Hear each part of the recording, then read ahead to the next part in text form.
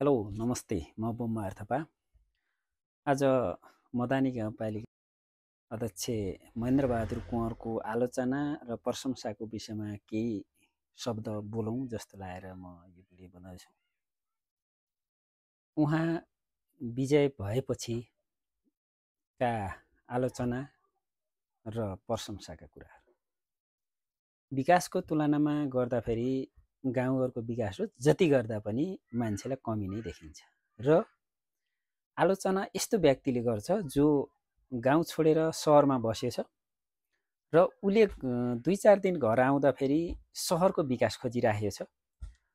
त्यो व्यक्तिलाई गाउँको विकासको बारेमा थाहा हुँदैन र उसले त्यो सहरको विकास गाउँमा कहिले पनि पाउँदैन र सहरमा विकास भएको कारणले गर्दाखेरि त्यहाँ आर्थिक अभाव हुँदैन र त्यहाँ अलि बढी नै विकास देखिन्छ र गाउँमा अहिले पनि खानेपानीको अभाव, गोरेटो बाटो खन्नुपर्ने र लगानी जति खन्न खर्सन लगायतका सीमित क्षेत्रहरूमा प्रयोग गर्दाखेरि पैसो एकदम कम देखिन्छ र गाउँकै कुरा गर्दाखेरि महेन्द्र कुँवरको सायद प्रशंसा गर्ने व्यक्तिहरू धेरै देख्छु मैले।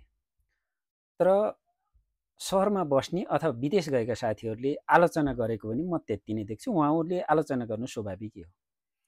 के माने भने उहाँहरूले विदेशकै विकास खोज्नुभएको छ गाउँमा र बुटोल काठमाडौँ बस्नेले बुटोल काठमाडौँकै विकास खोज्नुपर्छ, त्यो गाउँमा तत्काललाई सम्भव नहुन पनि सक्छ। मैले महेन्द्र कुँवरको प्रशंसा गरेको होइन र उहाँले गरेका केही राम्रा कामहरू पुर्कोट दहको कङ्की देउराली जलाशयको विषयमा र यहाँको ढोरपाटन पुर्कोट दहबाट जाने कुरामा भएको क्षतिपूर्ति, नेपालमै नभएको एउटा क्षतिपूर्ति र यो ट्र्याक खोल्नमा ठुलो योगदान र आफूले पाएको तलब भत्ता, अब यसमा तलब हो या भत्ता, त्यो विषयमा गाउँमा भएका दुखी पीडितहरूलाई गरेको सहयोगको उहाँलाई सम्मान गर्नुपर्छ। किनभने कुनै पनि नेपालको कुनै पनि गाउँपालिकाका अध्यक्षजीहरूले यो काम गर्नुभएको छैन। उहाँ बिरामी जहाँ छ, काठमाडौँ काठमाडौँ, बुटोल भए बुटोल, बहिरा भए बहिरा, चितवन भने चितवन, घरमा भए घरमै गएर भेटेर आफू सक्दो आर्थिक सहयोग पनि गरिराख्नु छ र उहाँको श्रीमती जुन आफ्नो खाना दिने अहिले 1 वर्ष क्रस गरिसकेको छ र पनि उहाँ आफ्नो घरमा बसी आफै पकाई रुखो जस्तो हुन्छ त्यस्तै खाई आफ्ना भाँडा आफै माझी देश जनताको सेवामा सधैँभरि लागिपरिराख्नु छ।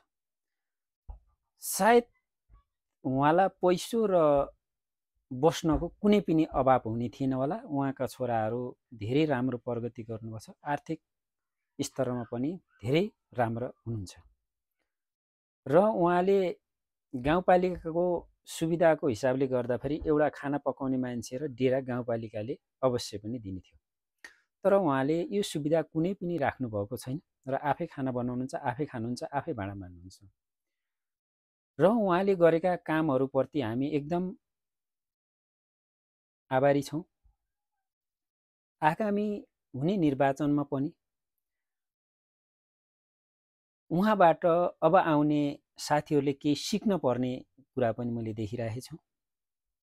हामी स्थानीय चुनावहरू 2टा चुनाव देखिसकेका छौँ र अघिल्लो 5 वर्ष कार्यकाल र अहिलेको 5 वर्ष कार्यकालमा केही भिन्नताहरू पनि छन्। त्यसको विषयमा म छलफल गर्दैन, कसैलाई टिप्पणी गर्नु ठिक होइन। तर हामी मदानीवासीहरूमा कुनैमा असन्तुष्टि हुनु स्वाभाविकै हो। सधैँभरि जनता सत्ताको विपक्षमा हुने कारणले गर्दा पनि टिका टिप्पणी हुनु स्वाभाविकै हो। तर उहाँले गरेका कामहरू धेरै सराहनीय छन्। यदि उहाँ अध्यक्ष नभइदिएको भए के हुन्थ्यो र उहाँ अध्यक्ष हुँदै गर्दाखेरि के हुन्थ्यो भन्ने कुरा सम्पूर्ण मदानीवासीहरूले धेरै कुरा जान्नुभएको छ। यो भनिराख्दाखेरि मलाई कोही मदानीका साथीहरूले गाली पनि गर्न सक्नुहुन्छ, आफू समर्थक अथवा फलाना समर्थक भन्न सक्नुहुन्छ। समर्थक भन्दा पनि जसले जे गर्छ त्यो कुरामा बोल्नको लागि डराउनु हुँदैन र उहाँले गर्नुभएका धेरै राम्रा नराम्रा कामहरूको मूल्याङ्कन गर्ने जिम्मा मदानीवासीहरूले हो यसको लागि हामीले गर्न पर्ने काम र कर्तव्य धेरै छन् र उहाँले एकचोटि काठमाडौँ पुग्दाखेरि प्रत्येक मन्त्रालयमा गई आफ्ना मागहरू राख्न कहीँ पनि हिचकिचाउनु नपरेको भनौँ नगरेको जस्तो देखिन्छ।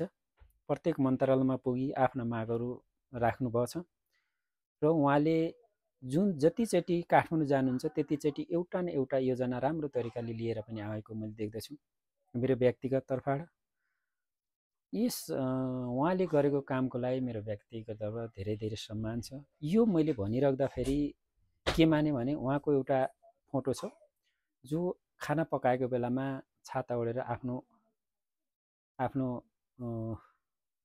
भाँडा माझेको भिडियो देखेछु। हस्त, धन्यवाद।